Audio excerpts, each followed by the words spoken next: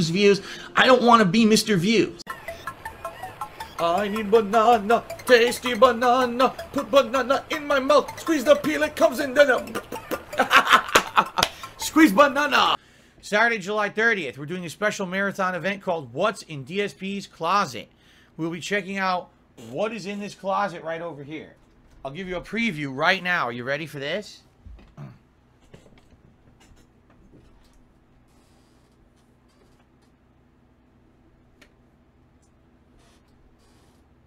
Oh, let's see.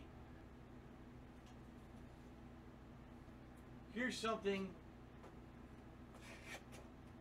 incredibly quick and silly that I can preview. All right? Here's an example of something that I have absolutely positively no idea why it's in there.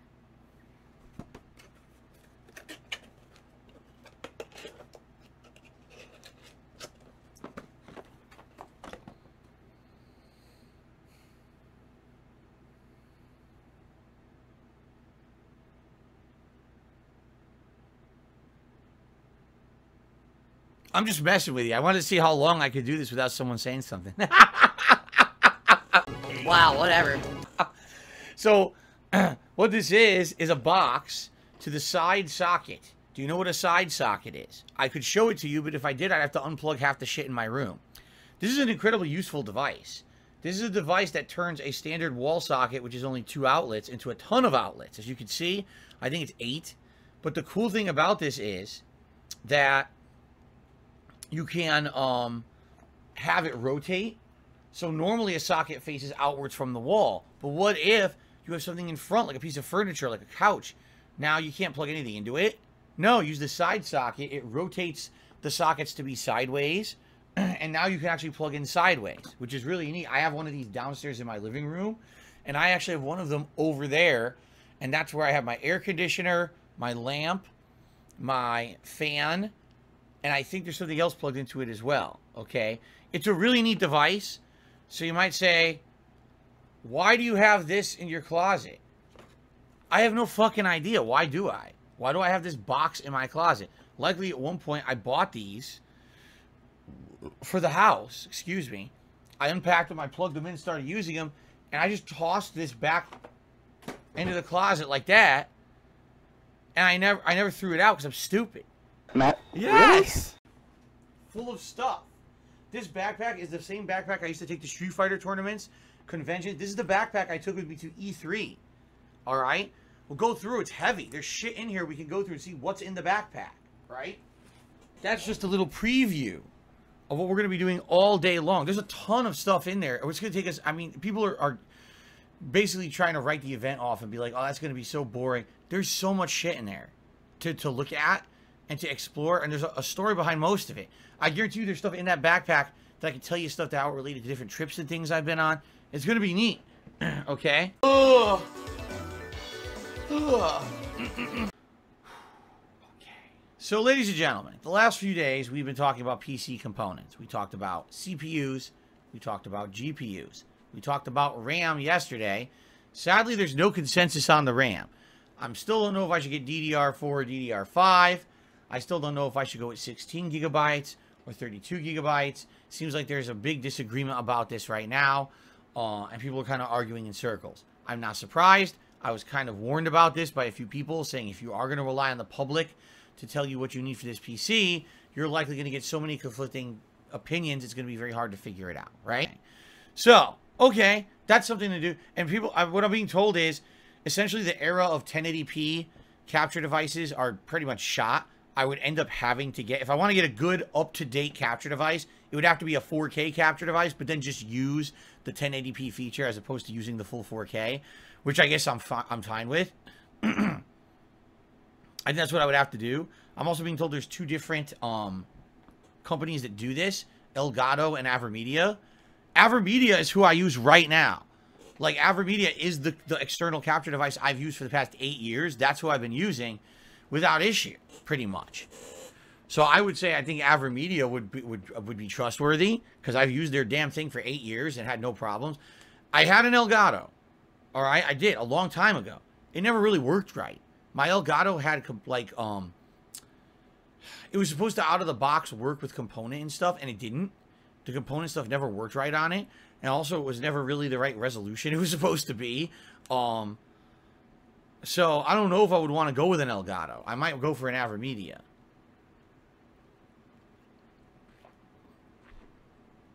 BattleDuck is saying Blackmagic Design is a good company as well. No exaggeration, I think I have a Blackmagic capture device in my closet. It's like 10 years old. That's one of the things we'll be looking at when I go through my closet. I have some really outdated capture stuff in there that I bought at one time not knowing if I was going to need it. And I never used it. It just sat there. Okay? So, all right. So, it sounds to me... See, this is good. We're just talking through this a little bit, and we're figuring stuff out. Sounds to me, I'm going to want to go with internal. I'm going to probably want to go with AverMedia, and it sounds like I'm probably going to need something that's 4K because that's the standard now. I don't want to try to find a 1080p just because I know for now I don't want to do 4K. Doesn't mean in the future I don't want to.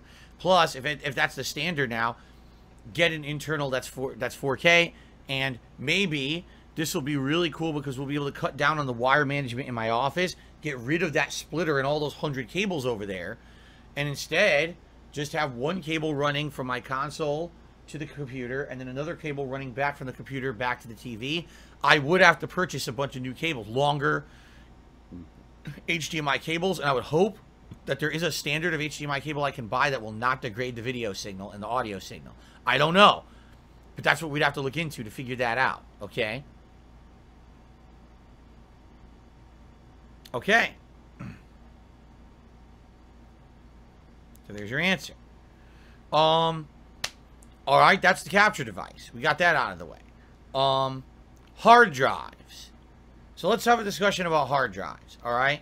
From what I'm going to understand, there's still kind of a discrepancy because a lot of people are 100% of the opinion you should have all SSDs, solid-state drives. Others are like, no, you should have a solid-state drive for your OS hard drive, the one that has your operating system on it, and core programs. But you absolutely should have a standard hard drive, the older style, for storing all of your data. And I guess there's still a big price discrepancy. Like SSDs are still way more expensive as opposed to standard hard drives. Right? My current PC, that's exactly how it's set up. I have a relatively smaller SSD on which the operating system and a few programs are stored. Then I have a hard drive that's an extra hard drive. That's what I store all my video files on every single day. That is the hard drive that's having the issues and starting to malfunction because that's where the videos are corrupting. It's recording there and then the videos are corrupted. So I think that hard drive may have a bad sector or sectors that is being reused, and then every time it records and reuses on that sector, it fucks up. The problem is I am having my PC run regularly. Defrag and all that on that hard drive, and it says there's no issues with it. I checked, it says, no, there's no issues, it's clean, it's good. Yeah, I'm still getting corrupted video, so obviously something's up with it, right?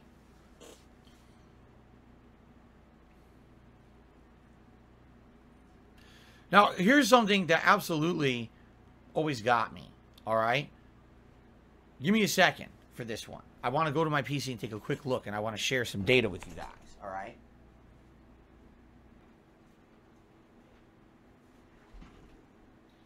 So, my current PC, all right? Some of you might be shocked and horrified by what I'm about to tell you. I swear when I bought this PC 8 years ago, I thought they had told me that the OS hard drive, the solid-state drive, okay, that was coming with it was going to be 500 gigabytes. And they said, don't worry, even though that sounds small, that's more than enough to house your operating system and any core programs, and that's all you're ever going to put on that hard drive. So you don't have to worry. You're never going to, it's not going to be an issue. Anything you want to store outside of that, you're going to be installing on the separate hard drive, and you're going to have room there, because that separate hard drive is like huge. I want to say it's like many terabytes. Okay, I'm not sure exactly how many, but a lot, like a ton. It's really, really large. Okay, so here's what happened. The PC showed up. The first thing I did, of course, was look at hard drive space. Immediately, it said, "Oh, your hard drive is only 237 gigabytes. Your solid-state drive," and I was like, "What? What the fuck?" So even though it was supposed to be like a 500 gigabyte hard drive, only 237 is usable. And I never really understood that. I don't know if that means that the operating system has its own spot on the hard drive and took up a giant portion of it, and therefore I could only use 237. But here's the really weird thing, all right, about this. The hard drive has been full forever. And what I mean by that is, like, within a year to a year and a half of me owning this PC, without ever really installing much. I mean, what did I install? I used to use XSplit as my capture device, or my capture software, okay? Obviously, the AVS drivers for the capture devices in there. I think at one point I did have some video editing software installed. Like, I think at one point I did have Adobe Premiere on there and a few other softwares from Adobe, okay? And that's it. Any other games that I bought, I installed to the other hard drive. Any videos that I made, I recorded to the other hard drive, okay? I don't exaggerate, and I'm not kidding you. The hard drive says it has 14 gigs free and is in a red status, full. It has been like this literally forever. Like, I think it was a year after I bought the computer, it was claiming that the hard drive was about to be full. And I'm like, what are you talking about? All I have on there is the operating system and a few basic programs. How could it fucking be full? I'm not storing any files on this hard drive. At one point, it was an issue where when I was using Adobe Premiere, it was telling me that, oh, even the cache, there's no room for the cache to make this video. So I had to start telling it to take free space off of the other hard drive as a, what they call a scratch disk for video editing, because I couldn't do it on my main hard drive. There was no room for it. The next step would be a new PC. That PC over there, I've been using constantly for 6 years. I don't turn it off. I'm serious. I don't turn it off. If I turn that PC off, I can't even turn it back on properly. It doesn't, if you tell it to restart, it just turns off permanently and won't turn back on. You need to hard boot it by pushing the power button to turn it back on. It's got issues.